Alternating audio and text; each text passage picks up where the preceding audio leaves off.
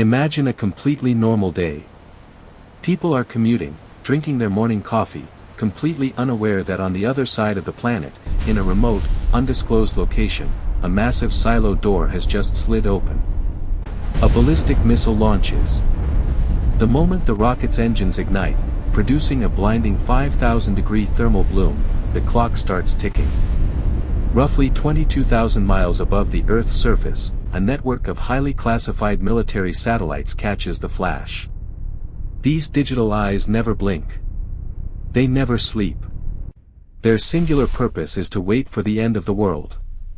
In milliseconds, that infrared data is beamed back to Earth at the speed of light. It strikes the heavily fortified radar dishes in Colorado, and instantly, the alarms begin to scream inside the subterranean command center of NORAD.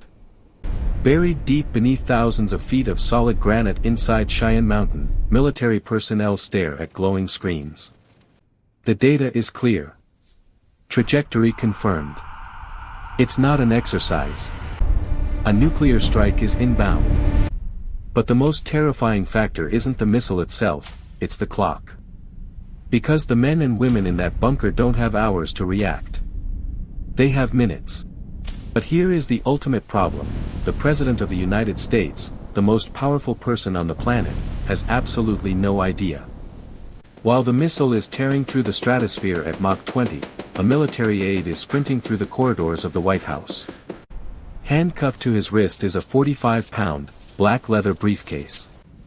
It's officially called the Presidential Emergency Satchel, but the world knows it as the nuclear football.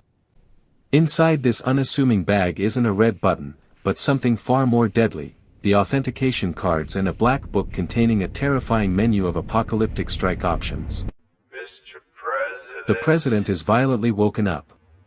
Within seconds, they are patched into a highly secure, encrypted audio line with the Secretary of Defense and the Commander of Strategic Command. They deliver the nightmare scenario. Mr. President, we have multiple inbound ICBMs. Estimated time to impact, 25 minutes. And this is where the true psychological horror of the presidency begins. The Commander-in-Chief does not have 25 minutes to think. Because it takes time for the American missiles to launch before they are destroyed on the ground, the President has exactly 6 minutes. 6 minutes to decide the fate of human civilization. Think about the immense, crushing weight of those 6 minutes. Every single second that ticks by is weighed in the lives of millions of people. And the most chilling part? The President must make this civilization-ending decision based on data on a screen. Data that could be wrong. History has almost witnessed this exact mistake. In 1979, the NORAD computers showed a massive, full-scale Soviet nuclear strike heading for the United States. Fighter jets were scrambled, the military was put on high alert, and the President's doomsday protocols were activated. It was only at the very last possible second that they realized a technician had accidentally left a training simulation tape running in the main computer. It was a glitch. A simple human error that almost triggered the apocalypse. This is why those 6 minutes are so agonizing. The President must be absolutely certain that the threat is real. But if they wait too long to verify, and the attack is real, America's ability to strike back will be vaporized. It is the ultimate gamble. Once the President decides, they break open a plastic card called the biscuit to read out the gold codes. The order is authenticated. The point of no return is crossed. With the launch order transmitted, the President cannot simply sit in the Oval Office and wait for the blast. If the incoming missiles are just minutes away, the Secret Service will immediately drag the President down into the Presidential Emergency Operations Center, a heavily fortified bunker directly beneath the White House. But if they have a slightly larger window of time, the protocol changes entirely. Marine One will rush the President to a waiting, specialized aircraft, the Boeing E-4B Nightwatch, widely known as the Doomsday Plane. At $250 million apiece, the United States maintains a fleet of these flying fortresses, with at least one fully fueled and ready to take off 24 hours a day, 7 days a week. The Doomsday Plane is not a luxury jet.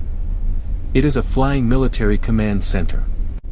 It is shielded against the electromagnetic pulse, or EMP, of a nuclear blast, meaning its analog flight instruments will keep working even when the world's digital infrastructure fries. Trailing a 5-mile-long wire antenna behind it, the plane can communicate with submerged submarines and missile silos from the stratosphere. With mid-air refueling, the president can stay in the sky for days, directing a global nuclear war while the surface of the Earth burns below. But what if the president doesn't make it to the plane? What if Washington, D.C. is wiped off the map before anyone can react?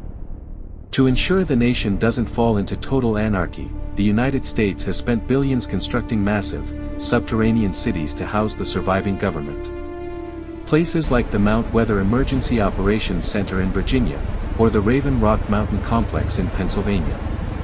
These are actual, real-life underground fortresses carved deep into solid granite mountains.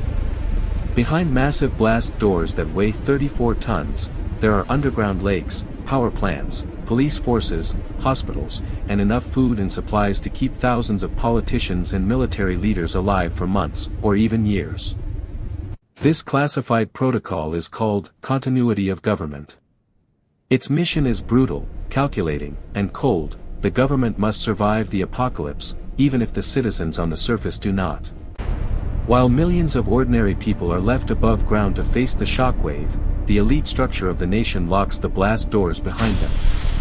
Meanwhile, the president's launch order has reached the American forces. Deep beneath the Great Plains of the United States, in highly secure, blast-proof silos, 2 launch officers turn their keys at the exact same moment. The massive concrete lids blast open, and hundreds of Minuteman III intercontinental ballistic missiles roar out of the earth, tearing through the clouds to deliver their devastating payloads. In the dark depths of the Pacific and Atlantic Oceans, nuclear-powered Ohio-class submarines receive the exact same flash message. A single one of these stealthy leviathans carries enough firepower to wipe out multiple continents. This is the architecture of mutually assured destruction. A terrifying, mathematical equation of fear and guaranteed vengeance that has kept the world from World War III for decades. The logic is simple: if you shoot first, you will die second. Fortunately, this apocalyptic sequence has never fully played out. But the chilling reality remains. Right now, as you are watching this video, the system is armed. The silos are manned. The submarines are prowling in the dark. Someone is sitting in a bunker, staring at a screen, waiting for an alert. And if that day ever comes, and the order is finally given, it will be the last day in human history. Thank you for watching The Silent Borders. If you want to uncover the geopolitical truths the mainstream media ignores, hit that subscribe button, and stay awake.